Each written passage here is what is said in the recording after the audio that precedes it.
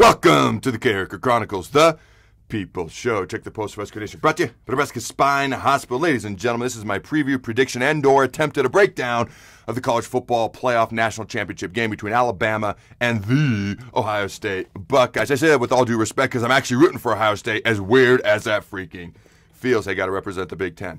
All right, now, regardless of whether you like the college football playoff or not, I think there's some tweaks that need to be made. I don't always agree with the tweaks that are put out there, but here's the thing. These are the two best teams in the country. Can you argue that Clemson's better? Notre Dame? Realistically, A&M? Can you? No, these are the two best teams in the country.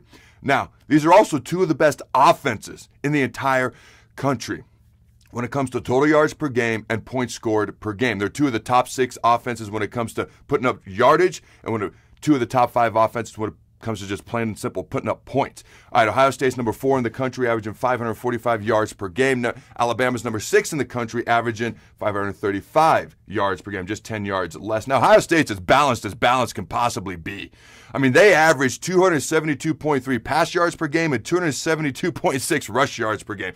Ladies and gentlemen, that's balance right there. That's going to be a challenge for the Alabama defense. Obviously, Alabama's offense presents a challenge or two for the Buckeyes defense. Now, when it comes to scoring offense, it's actually putting up points.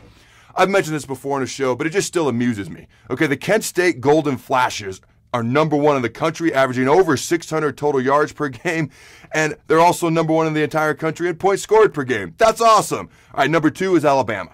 They're putting up 48.2 points per game. Number 5 is Ohio State at 43.4 points per game. Ladies and gentlemen, this is going to be a high-scoring affair. Okay, now the over-under for this game is 75.5 points. Alabama's favored by 7.5 points. I would take the over. Okay, this game reminds me a lot of the 2006 Rose Bowl between USC and Texas, and the final score of that game was Texas 41, USC 38. Again, take the over. Now, when it comes to defense, I did look it up. They're not bad. They're not great. They're not phenomenally phenomenal.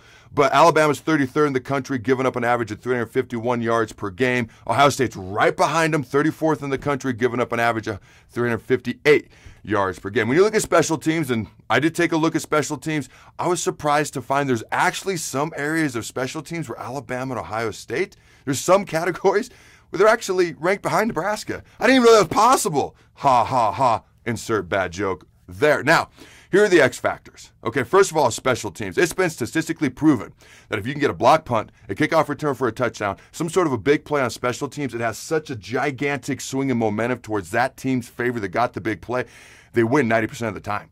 And where these teams aren't as good on special teams as you might expect, special teams could be a big X factor. All right, now when you look at Alabama specifically, you look at a young man named Jalen Waddle. Now, Devontae Smith won the Heisman Trophy, Alabama's star wide receiver, and deservedly so. But you can make an argument he's not even the best receiver on Alabama's roster if Jalen Waddle potentially comes back. We don't know if he's going to play or not. But if he does, and that's just ridiculous, the amount of explosive power they have on that Bama offense. Ohio State, X factors. Justin Fields back. He's had 10 days. How's he feeling? 10 days is a long time. He should be good to go, but that was a heck of a hit he took as well. COVID. There's rumors that they've had a lot of COVID issues. Now, are they just trying to get the game moved back so they can heal Justin Fields back? I don't know. All right, I have no idea. Motivation. They wanted to beat Clemson so bad. I believe that was the deciding factor in that Clemson versus Ohio State ball game. Are they going to have that same motivation versus Alabama? Because Alabama's got a ridiculous amount of talent. If they're not motivated, Ohio State, like they were versus Clemson, when they play Alabama, Alabama's probably going to win. Okay, maybe fairly easily. But here's my prediction. Again, high scoring, exciting game that's very entertaining.